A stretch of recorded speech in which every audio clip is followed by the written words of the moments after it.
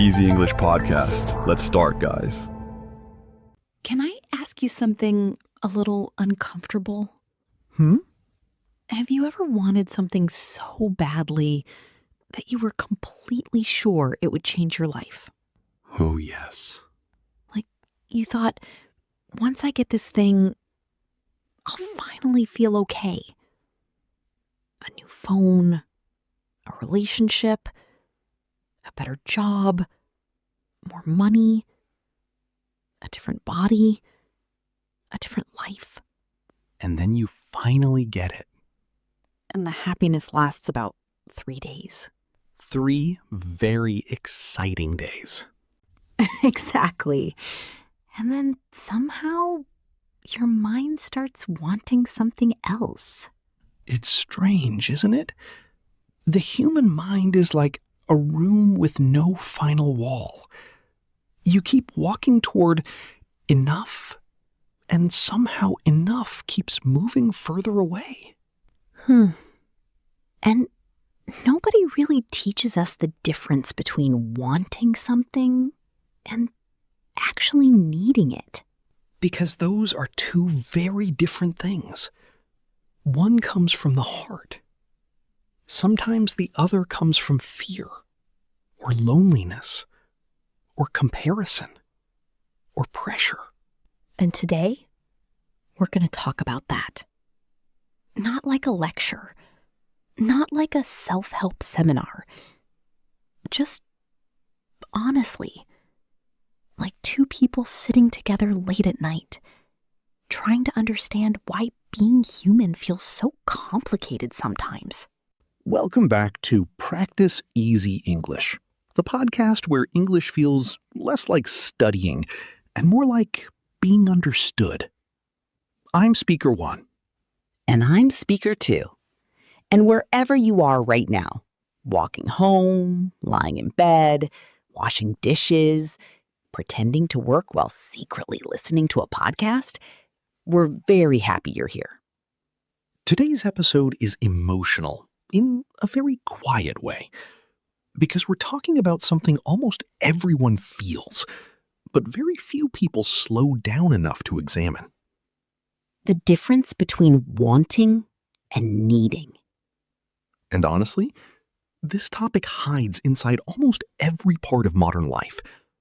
Shopping, relationships, success, social media, even language learning.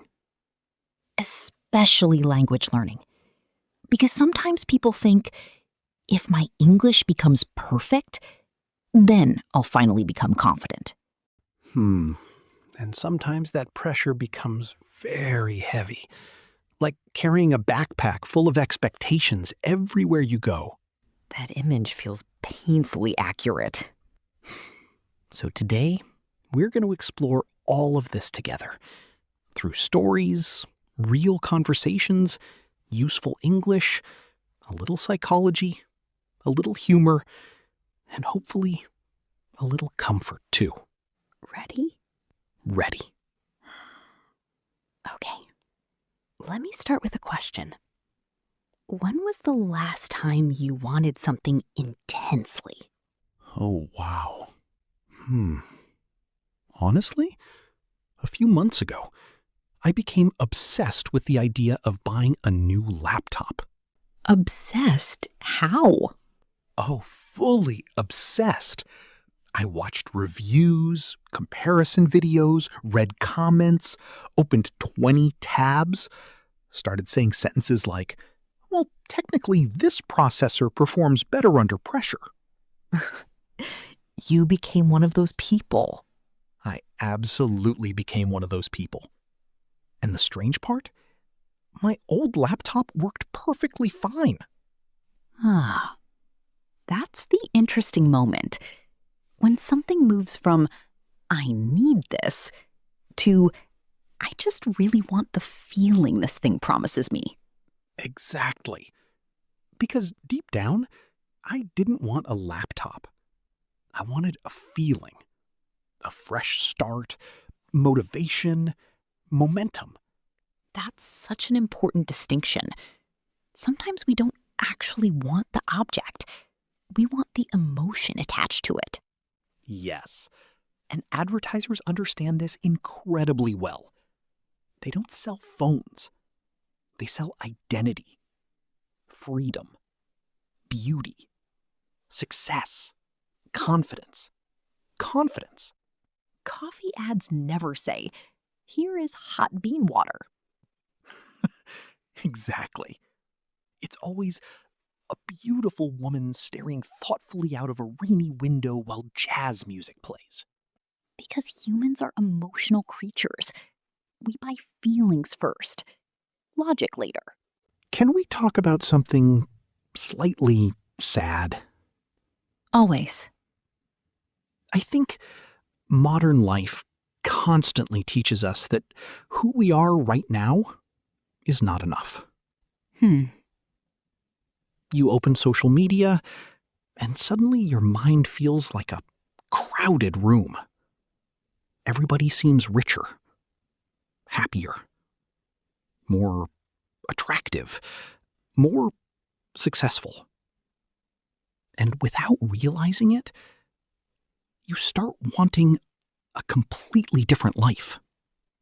Comparison is exhausting. It's like drinking salt water. The more you consume, the thirstier you become. Wow. That's painfully true.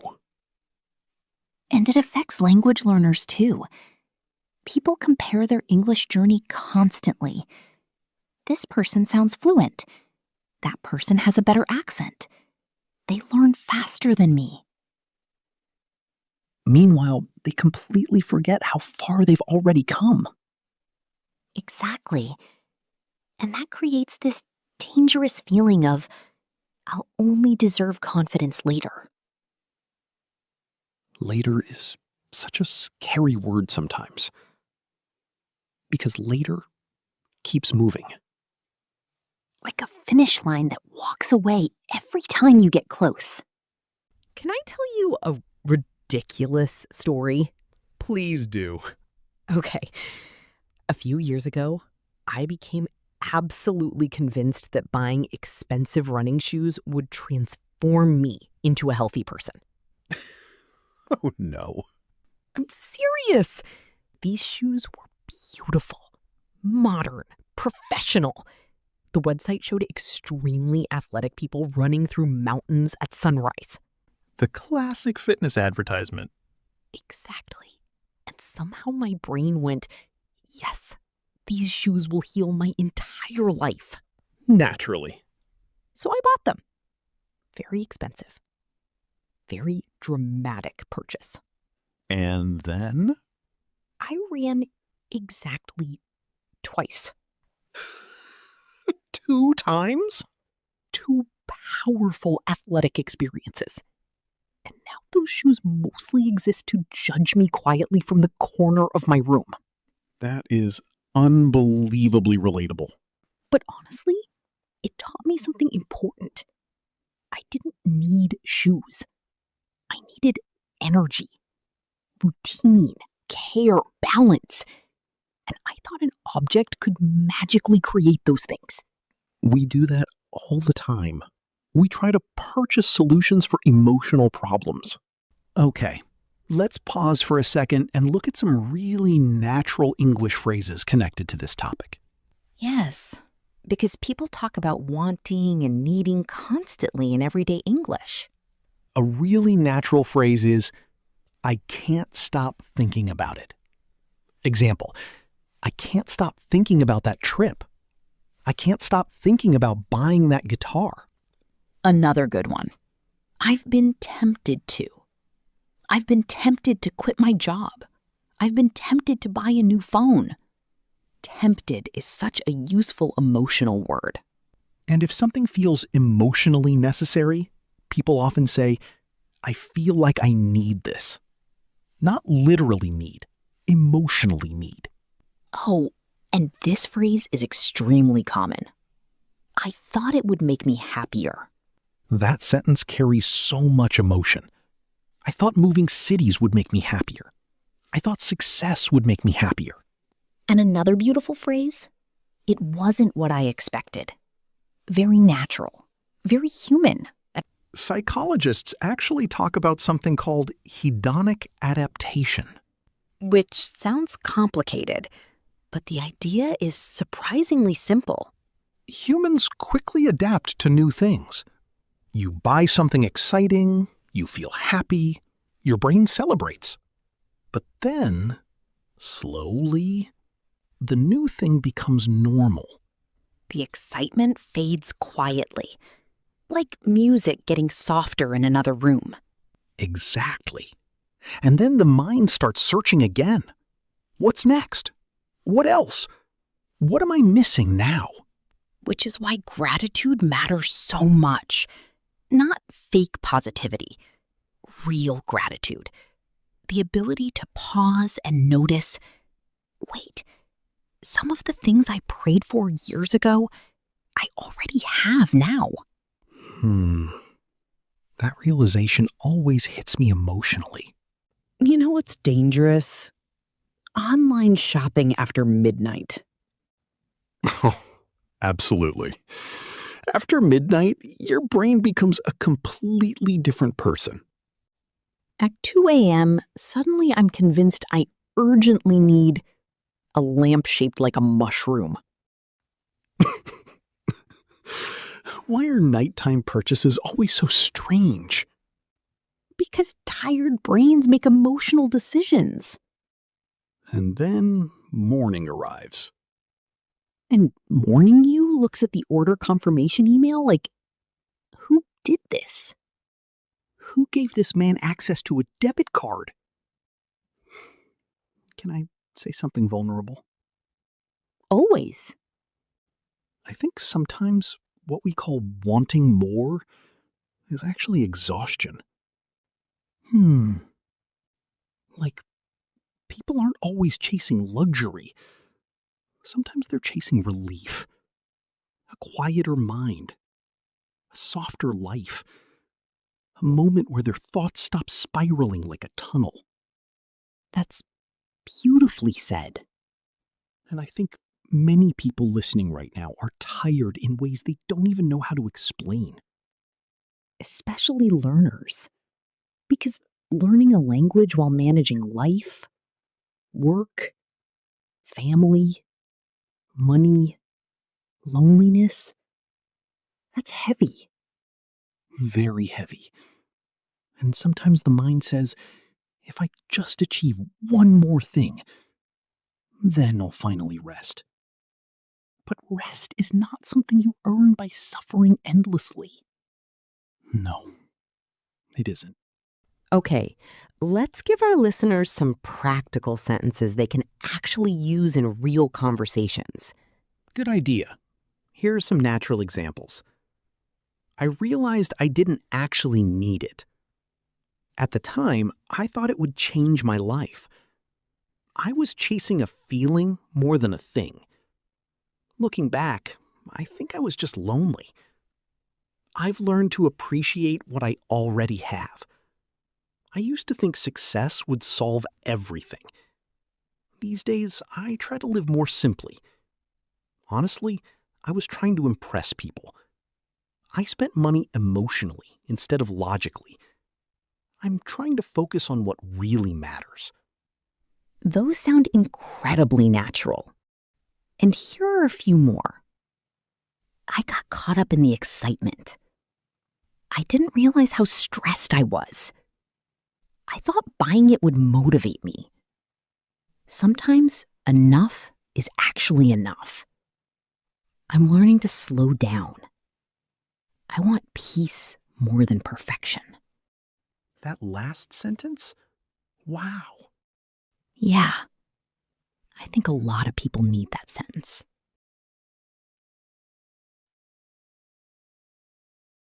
All right, everyone. Time for our word tour. Today, we're exploring some beautiful and useful words from this episode. Let's see them slowly together.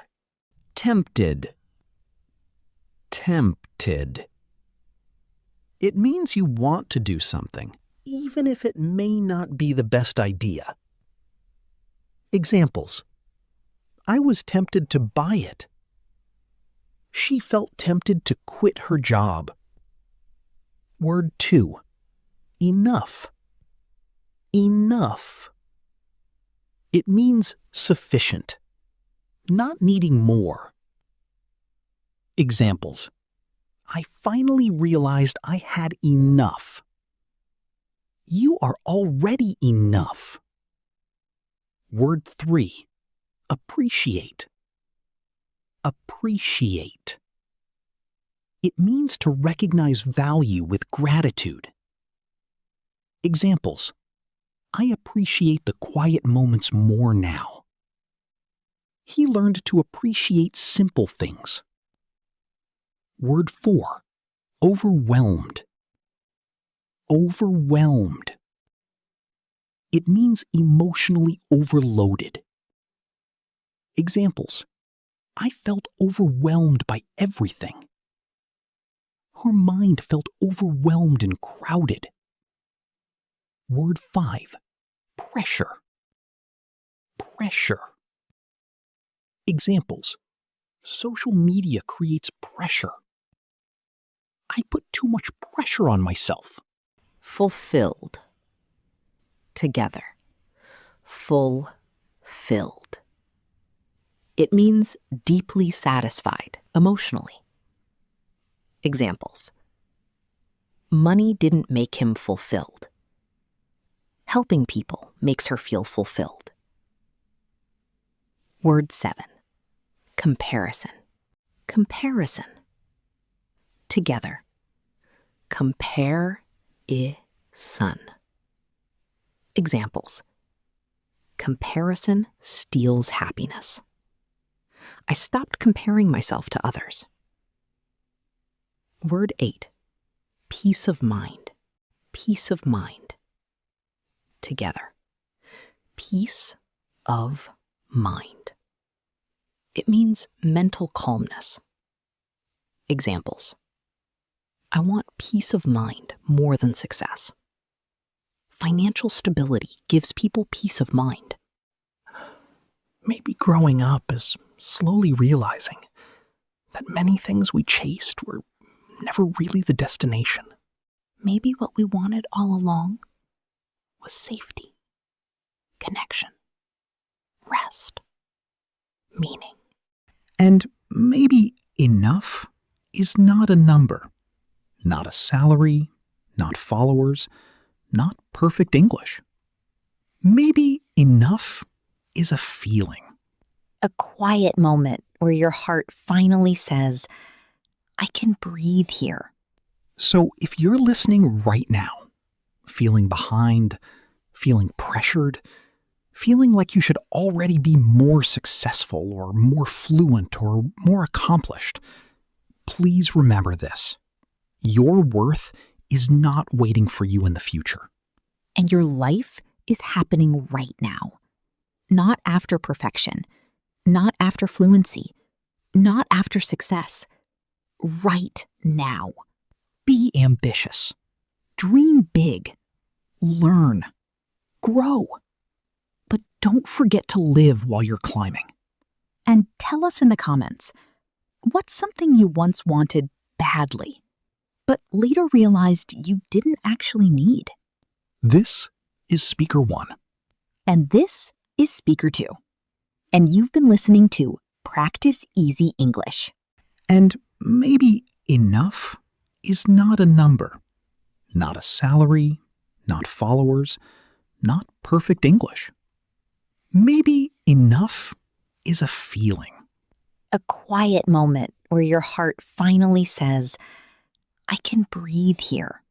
So if you're listening right now, feeling behind, feeling pressured, feeling like you should already be more successful or more fluent or more accomplished, please remember this. Your worth is not waiting for you in the future. And your life is happening right now. Not after perfection, not after fluency, not after success. Right now. Be ambitious. Dream big. Learn. Grow. Don't forget to live while you're climbing. And tell us in the comments, what's something you once wanted badly, but later realized you didn't actually need?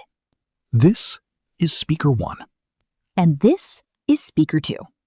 And you've been listening to Practice Easy English.